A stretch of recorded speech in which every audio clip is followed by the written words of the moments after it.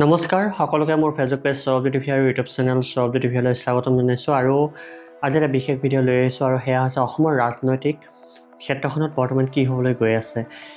অসমৰ ৰাজনীতিৰ ইতিহাস যদি আগতে চোৱা হয় তেনেহ'লে সেই বোকা ছটিওৱা ৰাজনীতি বা এই যি ৰাজনৈতিক সংঘৰ্ষ অয়াৱৰী এইসমূহ কিন্তু দেখিবলৈ পোৱা নাছিলোঁ। কিন্তু আজিৰ যি ৰাজনৈতিক প্ৰেক্ষাপট যি দলৰে নহওক যি প্ৰাৰ্থীয়ে নহওক সকলোৰে মাজত কিন্তু এক পৰিয়ালকেন্দ্ৰিক ৰাজনীতিলৈ পৰিৱৰ্তন হৈছে আৰু ইয়াৰ মূলতে হৈছে ৰাজনৈতিক ক্ষমতাৰ স্বাৰ্থত বা ৰাজনৈতিক যি চেতনা সেই চেতনাই উদ্বুদ্ধ কৰে বহু মানুহক আৰু ঠিক তেনেকৈয়ে বৰ্তমান সময়খিনিও এনেকুৱা এটা পৰিস্থিতি এনেকুৱা এটা সন্ধিক্ষণত গৈ উপনীত হৈছে যে কোনো কাকো খাতিৰ নকৰে, সকলোৱে কেৱল নিজে ঊৰ্ধত থাকিবলৈ বিচাৰে আৰু ঠিক তেনে এটা কথাই আজি ক'বলৈ ওলাইছোঁ। সেয়া হৈছে অসমত পৱন খেৰা আহিছিল আৰু তেখেতে অসমৰ মুখ্যমন্ত্ৰী ডক্টৰ হিমন্ত বিশ্ব শৰ্মাৰ পত্নী ৰেণুকা ভূঞা শৰ্মাৰ ওপৰত তেখেতে কিছুমান মিছা অভিযোগ উত্থাপন কৰা বুলি ইতিমধ্যে সদৰি কৰিছে আৰু সেয়া হৈছে তেখেতৰ যি পাছপৰ্ট আছিলে যি ভিছা আছিলে সেইসমূহ মিছা বুলি তেখেতে প্ৰমাণ কৰিবলৈ চেষ্টা কৰিছিল আৰু ইতিমধ্যে মুখ্যমন্ত্ৰীয়ে সংবাদমেল সম্বোধন কৰি সেইসমূহ যে মিছা সেইসমূহ যে কংগ্ৰেছে অপপ্ৰচাৰ চলাইছে তাক লৈ তেওঁলোকে ইতিমধ্যে সদৰি কৰিছে আৰু ৰেণুকা ভূঞা শৰ্মাই ক্ৰাইম ব্ৰাঞ্চত সেই কথাসমূহ অৱগত কৰে আৰু পৱন খেৰাৰ ওপৰত গোচৰ ৰুজু কৰে। এখন দেশৰ পাছপৰ্ট থকাটো এইটোতো গছত গৰু উঠা কথা কৈছে আৰু এইটোতো কমপ্লিটলি ফল্ছ। কোনো ভাল মানুহে ভাল মগজ থকা মানুহে কেতিয়াও নকৰে। মই আজি মোৰ FIR লঞ্চ কৰি থৈছোঁ। অসম পুলিচক এতিয়া দায়িত্বটো দিছোঁ, তেখেতসকলে গোটেইখিনি উলিয়াই দোষী শাস্তি পাওক। 52,000 crore যদি ইনভেষ্ট কৰোঁ মইনো ইণ্ডিয়াত কিয় থাকোঁ ভাই? মইতো আজি গোটেইখন ঘূৰি আজি যদি 52,000 crore এইটোতো আৰু এনেকুৱা কিছুমান কথা কৈছে সেইটো মই একচুৱেলি মোৰ নিজৰ কোনো ভাষা নাই তাৰমানে ক'বলৈ। তাহাঁতি সংখ্যাখিনি মাল্টিপ্লাই কৰোঁতেও ভুল কৰি ক'লে যেন পাইছোঁ। এনেকৈ হ'লেতো 3-4খন ষ্টেট মোৰ আণ্ডাৰতে থাকিব। কিন্তু গোটেই এতিয়া এটা বস্তু সদায় চাব লাগিব যে মিছা কথাটো ক'লেও কিমানটোলৈকে লেভেলটো যাব লাগে সেইখিনিতো অন্ততঃ বুজি চাব লাগিছিলে। লিগেলি যেতিয়া প্ৰুফ হ'ব তেতিয়া আপোনালোকে সকলোৱে গম পাব। আজি FIRটো দিছোঁ। এতিয়া হিমন্ত বিশ্ব শৰ্মা ডাঙৰীয়াৰ এগেইনষ্টে একো এজেণ্ডা নাই। চ' গতিকে কাক ধৰিব? মই হৈছোঁ ছফ্ট টাৰ্গেট। চ' গতিকে যি পাইছে সেইখিনি উলিয়াই আপোনাৰ টাৰ্গেট 100%। এইটো টাৰ্গেটৰ অবিহনেতো একো নহয়। আৰু সেই কথাসমূহ চলি থকাৰ মাজতে এইবাৰ মুখ্যমন্ত্ৰী হিমন্ত বিশ্ব শৰ্মাই আৰু এটা চেলেঞ্জ দিছে গৌৰৱ গগৈ আৰু সেয়া হৈছে তেখেতে বটদ্ৰৱা থানত গৈ কাইলৈ 9 বজাত বৰদোৱালৈ আহি পাকিস্তানৰ সৈতে একো সম্পৰ্ক নাই বুলি গীতা ভাগৱতত ধৰি শপত খাবলৈ অনুৰোধ জনায়। পাকিস্তানত কাৰ কাৰ সৈতে আতিথ্য লৈছিল, ৰাৱালপিণ্ডলৈ গৈ কি কৰিছিল, কিয় গৈছিল, 7টা দিন তাত কি কৰিছিল, সকলোবিলাক জবাব দিব লাগিব বুলিও মুখ্যমন্ত্ৰীয়ে কয়। ভাগৱতৰ শপত লৈ ক'ব মোৰ সম্পত্তি বাহিৰত নাই আৰু গৌৰৱ গগৈ ক'ব লাগিব যে মোৰো সম্পত্তি বাহিৰত নাই। গতিকে এনেকুৱা এটা ৰাজনীতি হ'বলৈ আৰম্ভ কৰিছে যিসমূহ হয়তো কেৱল পৰিয়ালকেন্দ্ৰিক ৰাজনীতিলৈ পৰিণত হৈছে। কোনে কিমান সম্পত্তি গৈছে এতিয়া বৰ্তমান ৰাজনীতিৰ সমীক্ষাত কেৱল মাত্ৰ সেয়াই। আৰু যেতিয়া আমি আগতে এটা সময় পাৰ কৰিছিলোঁ ৰাজনীতিৰ বিষয়ে একো জনা নাছিলোঁ বা ৰাজনীতিৰ বিষয়ে ইমান গম পোৱা নাছিলোঁ বা এনেকুৱা ধৰণৰ বোকা ছটিওৱা ৰাজনীতিৰ বিষয়ে আমি অৱগত নাছিলোঁ। আৰু ইতিমধ্যে মুখ্যমন্ত্ৰীয়ে যি চেলেঞ্জ কৰিছে সেই চেলেঞ্জ একচেপ্ট কৰিবৰ কাৰণে গৌৰৱ গগৈ বটদ্ৰৱা থানলৈ মাতিছে। গতিকে এনেকুৱা কিছুমান কথা আহি পৰিছে যে এতিয়া অসমৰ জনমানসত কেৱল যিয়েই নহওক যি দলৰে নহওক কেৱল ইজনে সিজনক বোকা ছটিওৱা ৰাজনীতি কৰিবলৈ আৰম্ভ কৰিছে। গতিকে এনেকুৱা ধৰণৰ কথাবোৰে কেতিয়াবা মানুহক অকণমান হ'লেও প্ৰভাৱান্বিত কৰে আৰু ঠিক তেনেকুৱা এক কথা। আৰু কিন্তু মুখ্যমন্ত্ৰীয়ে যিখিনি কথা কৈছে খুব স্পষ্টভাৱে কৈছে, খুব তেখেতে ফেচবুক লাইভত আহি যিখিনি কথা মন্তব্য কৰিলে সেয়া আপোনালোকক মই শুনাই আছোঁ, দেখুৱাই আছোঁ। যদি সঁচাকৈ এনেকুৱা ধৰণৰ ৰাজনীতি কেতিয়াও কৰিব নালাগে আৰু মুখ্যমন্ত্ৰীয়েনো কি কথা কৈছিলে অকণমান আপোনালোকক শুনাই ল'ব বিচাৰিছোঁ, চাই থাকক।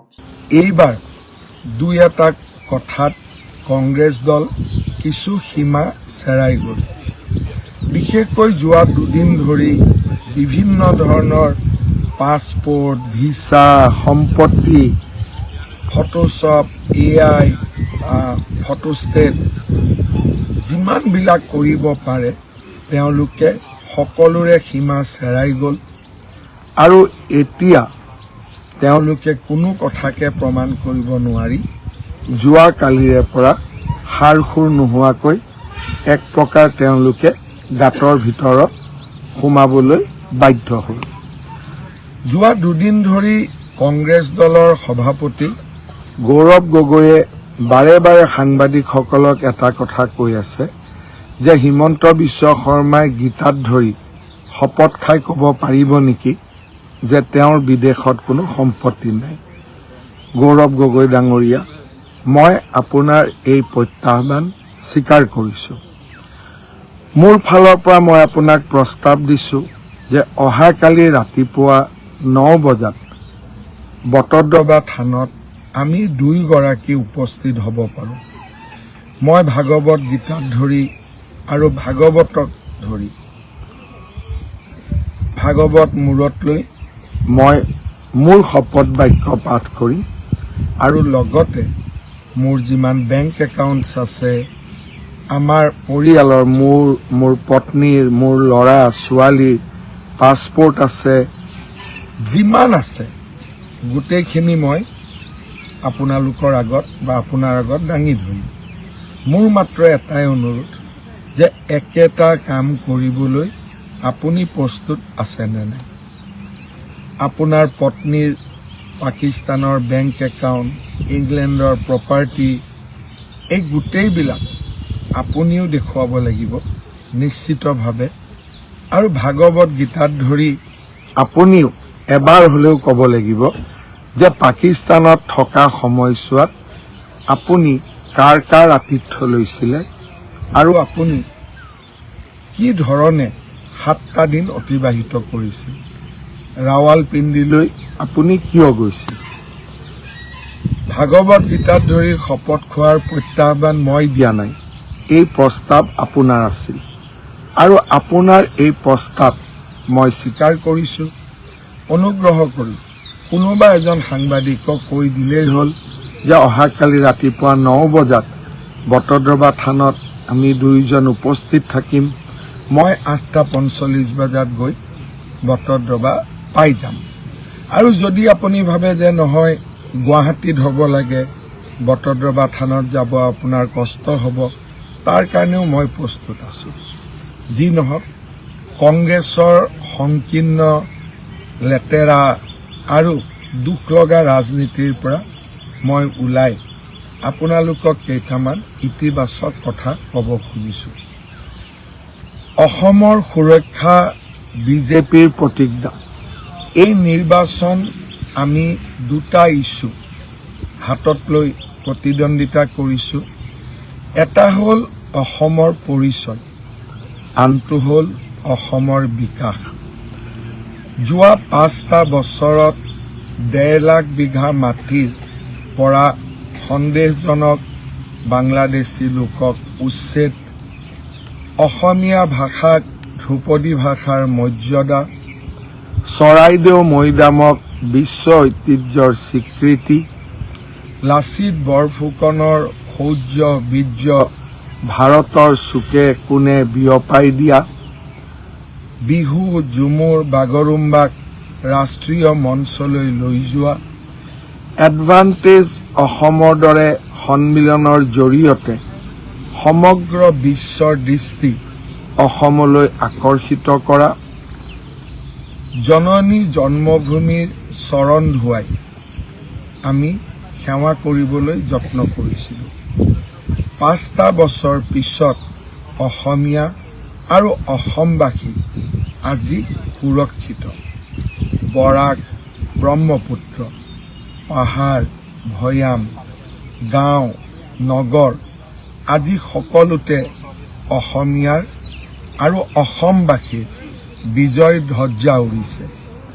যোৱা 5টা বছৰ আন্দোলন বিবৰ্জিত পৰিৱেশত অসমৰ যুৱ প্ৰজন্মই আকাশ চোৱাৰ সপোন দেখিছে।